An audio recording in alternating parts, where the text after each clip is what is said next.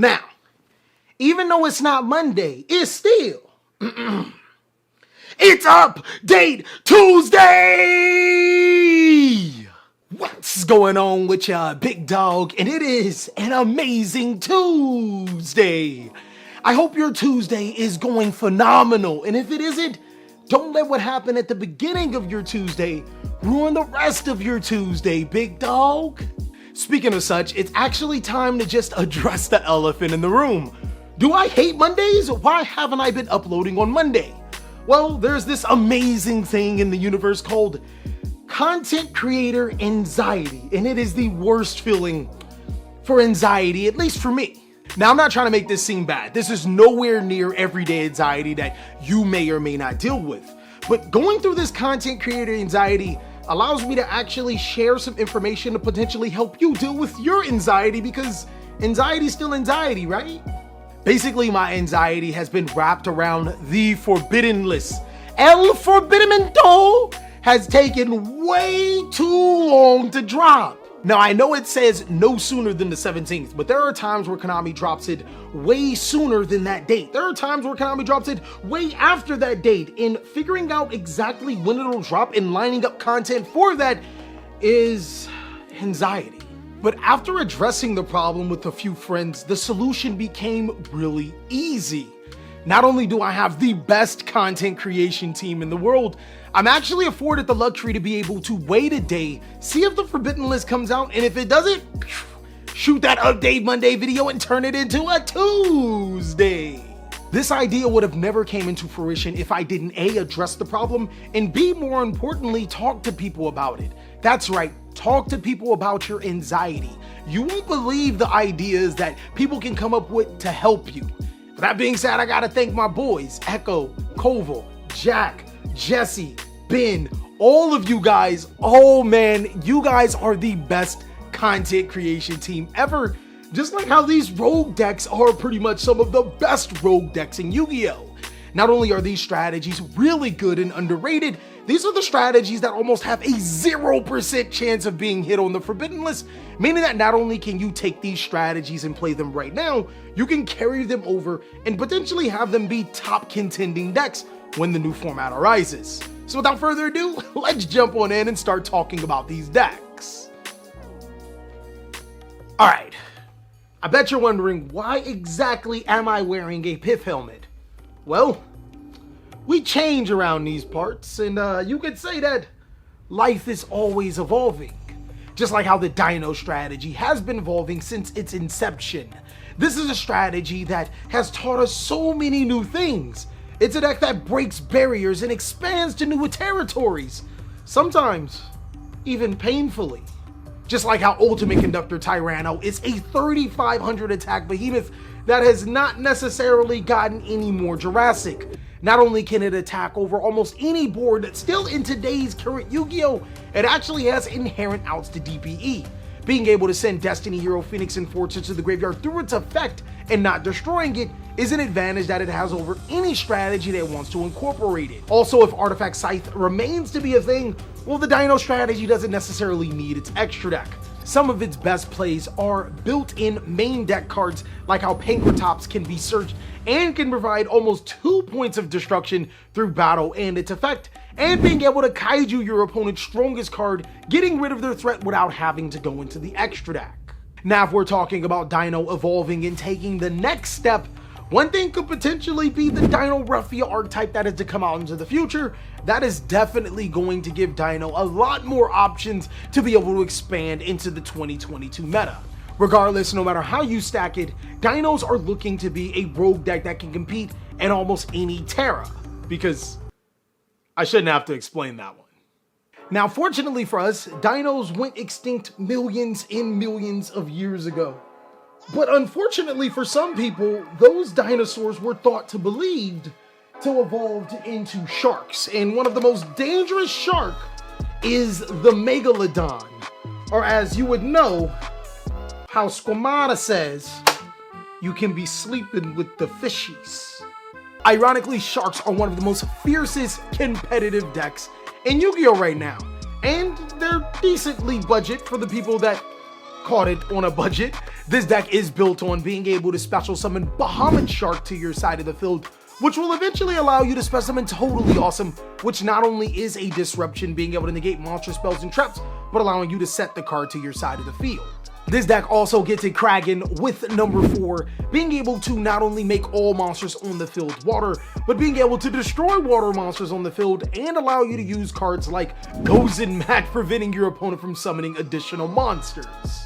These Denizens of the Deep get mad support in Legendary Duelist Rise of the Abyss, meaning that they're almost surefire not going to get hit on the Forbidden List, and on top of that is a strategy that is only going to get better with time.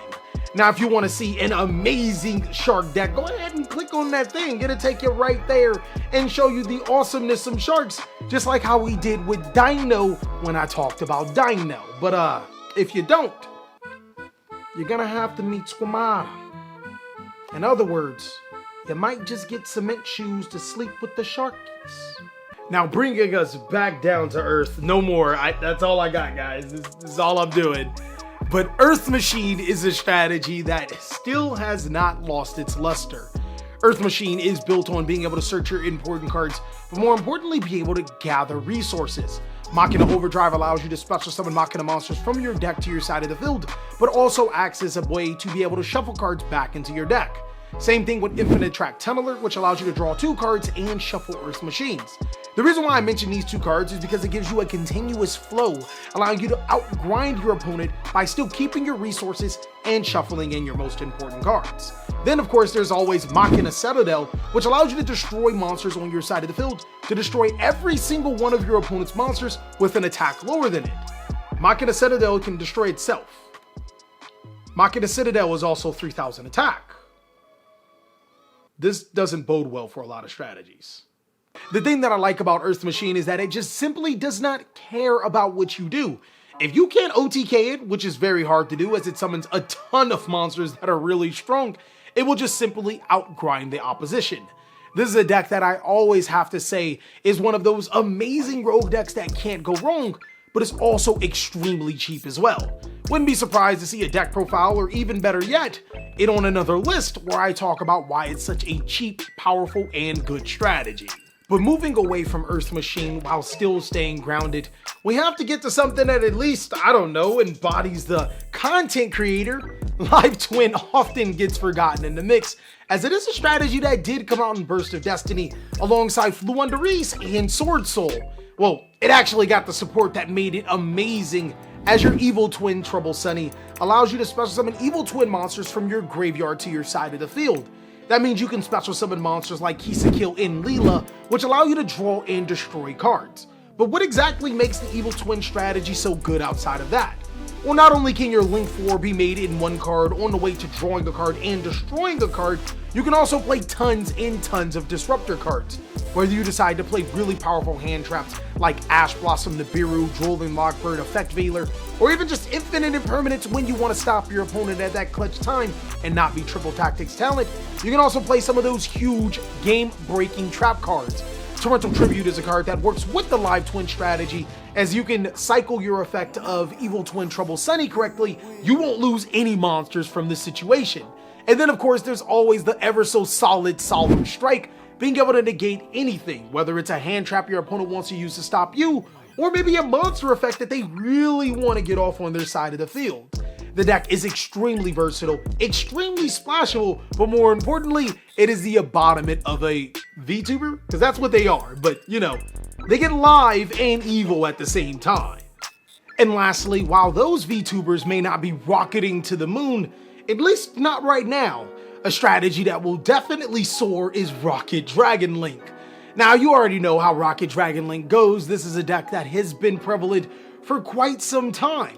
Being able to synchro summon into monsters like Warlord, Savage Dragon, and Hot Red Dragon Archfiend Abyss is a staple amongst this deck. Also, being able to link summon into Heretic Seal of Heavenly Spheres not only provides a form of interruption that doesn't target and can potentially get over DPE, but allows you to special summon a dragon monster from your deck to your side of the field. Now, I'm going to let you know a little bit of a secret. Since Heretic Seal of Heavenly Spheres, Heavenly Spheres of Heretics, the seal thing. Since Heavenly Feel. What is that? Since Heavenly Seers. Why can't I say this card right? Oh god, now I gotta find the card.